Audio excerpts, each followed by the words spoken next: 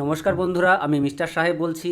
আজ আমি আপনাদের বলবো প্যারাসিটামল সম্বন্ধে। আমরা সবাই জানি জ্বর আসলে প্যারাসিটামল খেতে হয়, তবে কিন্তু আমাদের অনেকেরই জানা নেই প্যারাসিটামল কতটা পরিমাণ খাবো এবং সারাদিনে কতবার খাবো। তাই আজ আমি আপনাদের সমস্যা দূর করার চেষ্টা করছি।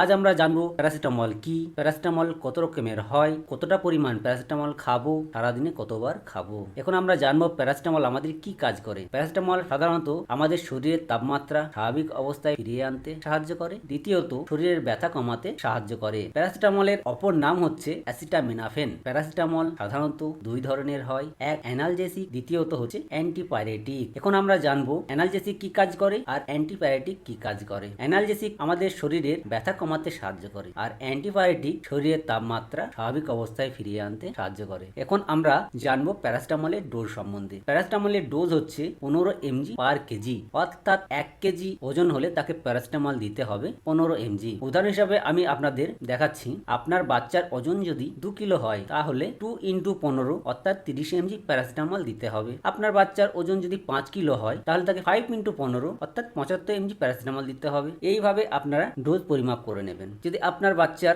10 কিলো ওজন হয় তাহলে আপনি প্যারাসিটামল দেবেন 10 × 15 অর্থাৎ 150 mg প্যারাসিটামল। ডোজ এইভাবে পরিমাপ করে নেবেন। এখন আমরা জানবো প্যারাসিটামল 250 সিরাপ সম্বন্ধে। বাজারে কিন্তু বিভিন্ন ধরনের প্যারাসিটামল ব্র্যান্ড নেমে পাওয়া যায়, যেমন P250, ক্যালপল 250, ক্রোসিন, সুমল, অ্যাডমল ইত্যাদি বিভিন্ন ধরনের। তবে প্রতিটি সিরাপের গায়ে দেখবেন লেখা আছে each 5 ml contains 250 mg paracetamol, অর্থাৎ 5 ml প্যারাসিটামল আছে 250 mg। এটা সবসময় আমাদের মাথায় রাখতে হবে। এখন আমি আপনাদের সুবিধার জন্য ml হিসাবে দেখাচ্ছি। 5 ml যদি 250 mg প্যারাসিটামল হয় তাহলে 1 ml কত প্যারাসিটামল, তাহলে 1 ml প্যারাসিটামল আছে 50 mg, 2 ml প্যারাসিটামল আছে 100 mg, 3 ml আছে 150 mg, 4 ml আছে 200 mg এবং 5 ml আছে 250 mg প্যারাসিটামল। প্যারাসিটামলের ডোজ আপনারা যেমন আপনার বাচ্চার ওজন যদি 5 কিলো হয় তাহলে 5 × 15 অর্থাৎ 75 mg প্যারাসিটামল। তাহলে কত ml দেবেন? 1.5 ml সমান 75 mg প্যারাসিটামল। আপনার বাচ্চার ওজন যদি 10 কিলো হয় তাহলে তাকে প্যারাসিটামল দিতে হবে 10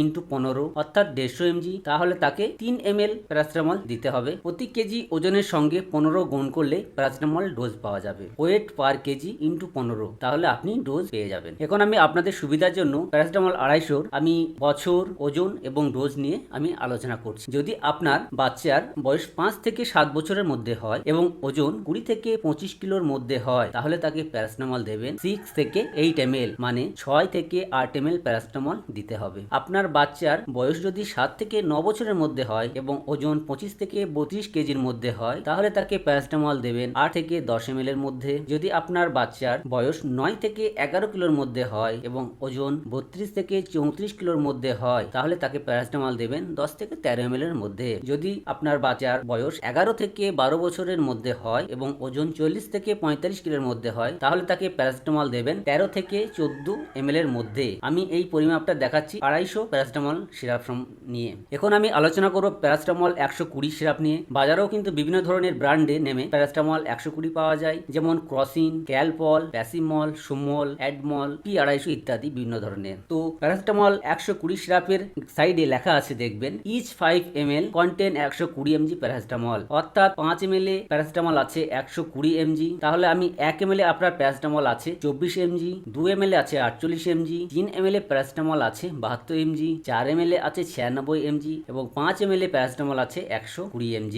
120 সিরাপ ডোজ কিভাবে দেবেন এবং ডোজ কতটা পরিমাণ দেবেন আমি তাই সেটা একটা ছকের মাধ্যমে আপনাদের সুবিধার জন্য দেখিয়ে দিচ্ছি। আপনার বাচ্চার বয়স যদি 1 থেকে 2 বছরের মধ্যে হয় এবং ওজন 10 থেকে 12 কিলোর মধ্যে হয় তাহলে তাকে 6 থেকে 8 ml প্যারাসিটামল 120 সিরাপ দিতে হবে। যদি আপনার বাচ্চার বয়স 2 থেকে 3 বছরের মধ্যে হয় এবং ওজন 12 থেকে 14 কিলোর মধ্যে হয় তাহলে তাকে প্যারাসিটামল দেবেন 8 থেকে 9 ml এর মধ্যে। যদি আপনার বাচ্চার ওজন 3 থেকে যদি আপনার বাচ্চার বয়স 3 থেকে 4 বছরের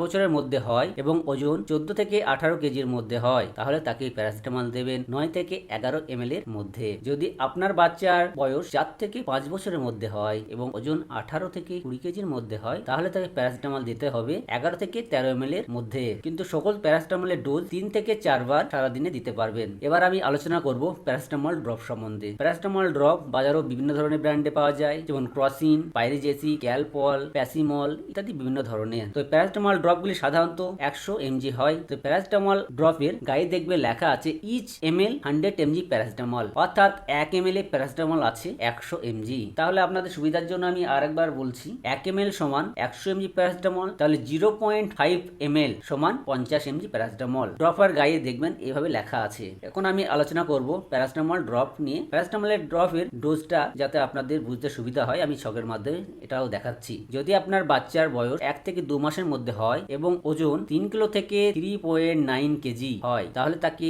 ডোজ দেবেন 0.4 ml, অর্থাৎ 8 ফোঁটা প্যারাসিটামল ড্রপ দিতে হবে। যদি তার বয়স 2 থেকে 3 মাসের মধ্যে হয় এবং তার ওজন যদি 4 থেকে 4.9 অর্থাৎ 4 কিলো 900 গ্রামের মধ্যে হয়, তাহলে তাকে প্যারাসিটামলের ড্রপের ডোজ দেবেন 0.3 ml। যদি আপনার বাচ্চার বয়স 3 থেকে 4 মাসের মধ্যে হয় এবং ওজন 5 কিলো থেকে 5 কিলো 900 গ্রামের মধ্যে হয়, তাহলে তাকে প্যারাসিটামল দেবেন 0.7 ml। বাচ্চার বয়স যদি 4 থেকে 5 মাসের মধ্যে হয় এবং ওজন 6 কিলো থেকে 6 কিলো 900 গ্রামের মধ্যে হয়, তাহলে তাকে প্যারাসিটামল দেবেন 0.9 ml। যদি বাচ্চার বয়স 6 থেকে 7 মাসের মধ্যে হয় এবং ওজন 7 কিলো থেকে 7.9 অর্থাৎ 7 কেজি 900 গ্রামের মধ্যে হয়, তাহলে তাকে প্যারাসিটামল দিবেন 1.0 ml। 1.0 ml মানে হচ্ছে আপনার 20 ফোঁটা। বাচ্চার বয়স যদি 8 থেকে 9 মাসের মধ্যে হয় এবং ওজন 8 কিলো থেকে 8 কিলো 900 গ্রামের মধ্যে হয়, তাহলে তাকে প্যারাসিটামল দেবেন 1.2 ml। বাচ্চার বয়স যদি 10 থেকে 12 মাসের মধ্যে হয় এবং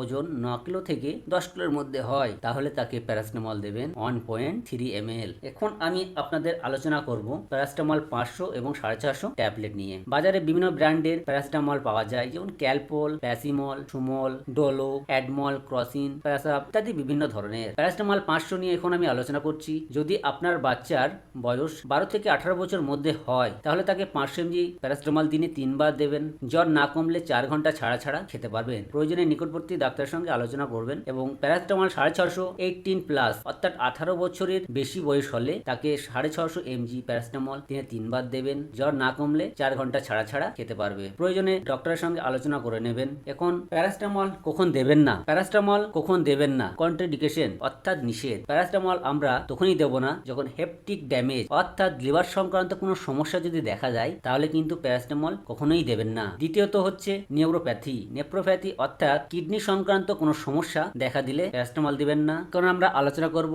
প্যারাসিটামলের সাইড ইফেক্ট সম্বন্ধে। কখন প্যারাসিটামল বন্ধ করতে হবে যদি এই সমস্ত উপসর্গগুলো দেখা দেয়, যেমন stomach pain, allergic reaction, nausea, vomiting এবং স্কিন র্যাশেস, এইগুলোর মধ্যে যদি কোনো একটা দেখা দেয়, তাহলে অতি সত্বর নিকটবর্তী ডাক্তারের সঙ্গে দেখা করবেন এবং সঙ্গে সঙ্গে প্যারাসিটামলের ডোজ বন্ধ করবেন। Thank you. Thanks for watching mister সাহেব।